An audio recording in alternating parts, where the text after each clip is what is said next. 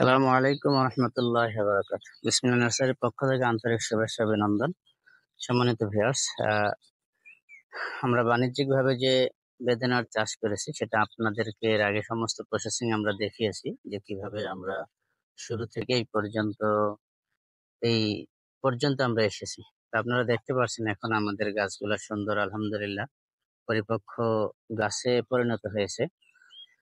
তো আজকে আমরা কি করেছি দেখতে পাচ্ছেন, নিচে গোড়াটা যদি একটু দেখেন ক্যামেরা দিয়ে, যে সুন্দরভাবে আমরা জায়গাটা কিছু জৈব সার মিক্স করে মাটির সাথে মিক্স করে সুন্দর করে আমরা মাটির সাথে একবার মিক্স করে জৈব সার দিয়েছি।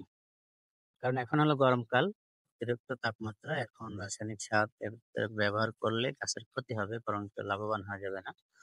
জৈব সারটা সবসময় ব্যবহার করতে হবে। তো যাই হোক, আমাদের এই গাছের বয়স এখনো 4 মাস পূর্ণ হয় নাই। আপনার 3 মাস 27 দিন মতো গাছের বয়স। তো দেখতে পাচ্ছেন আহ পরিপক্ক একটি গাছ। তো আপনারা দেখতে পাচ্ছেন অলরেডি একটা ফলও এই গাছটা সেট হয়ে গেছে, এবং গাছে অনেক ফুলও আছে আলহামদুলিল্লাহ।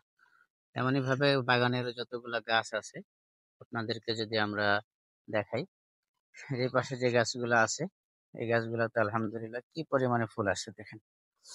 ফুলের ভারেই গাছের ডাল পড়ে যাচ্ছে। দেখতে পাচ্ছেন কি পরিমাণে ফুল, মানে প্রত্যেকটা গাছের যেই পাতা আছে পাতার গোড়ায় গোড়ায় আপনার ফুল পরিপূর্ণ। এমনই ভাবে বাগানের এই দেখেন প্রত্যেকটা গাছে একই অবস্থা, যে গাছগুলো ফুল আসতেছে। এদিকে যদি আমরা আপনাদেরকে দেখাই, যে একটা গাছও আপনারা দেখেন কি পরিমাণে ফুল আসছে। প্রত্যেকটা আপনার পাতার ডোগায় ডোগায় পাতায় আর ফুল পরিপূর্ণ, মানে পাতার চেয়ে ফুল বেশি এমন মনে হয়। তো আমরা এর আগে ওই গাছটা একটা দেখলাম যে ফুল সেট হয়েছে। তো এই গাছটায় আলহামদুলিল্লাহ একটা ফুল সেট হওয়ার পথে, ক্যামেরাটা ক্লোজ করে এটা দেখেন। দেখেন এই ফলটা আলহামদুলিল্লাহ সেট হয়ে যাবে, ইনশাল্লাহ এটাও সেট হয়ে যাবে, সমস্যা হবে না। তেমনই ভাবে আপনারা দেখতেছেন বাগানের প্রত্যেকটা গাছ পরিপক্ক হয়ে উঠেছে এবং সুন্দর হয়ে উঠেছে। প্রত্যেকটা গাছেই 2টা 4টা আহ ফল সেট হওয়ার কাছাকাছি। তেমনই ভাবে এই সিজন শেষের দিকে হয়তো বা অনেকগুলাই গাছে আপনার ফল সেট হয়ে যাবে ইনশাল্লাহ। এই জন্য যে সমস্ত ছাদ বাগানি ভাই বা বাণিজ্যিক ভাবে যারা আপনারা বেদানা চাষ করছেন তাদেরকে বলবো এই সময়তে রাসায়নিক সারের ব্যবহার একেবারে কমিয়ে দিতে হবে। একেবারে কমিয়ে দিতে হবে বলতে একেবারে দেওয়াই যাবে না।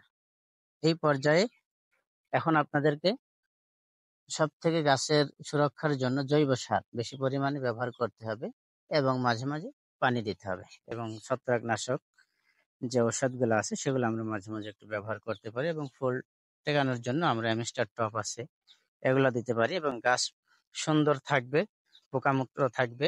সেই জন্য আমরা ভিটামিন ভাটিম্যাক্স এই জাতীয় ঔষধগুলো ব্যবহার করতে পারি। তো এই জাতীয় গাছগুলা যদি আমরা এই জাতীয় ঔষধগুলো ব্যবহার করি আর জৈব সার ব্যবহার করি, তো সেক্ষেত্রে আলহামদুলিল্লাহ আমাদের সকলেরই আশা করা যায় বেদানা গাছগুলো ভালো থাকবে এবং বেশি পরিমাণে ফলও আশা করা যাবে ইনশাল্লাহ।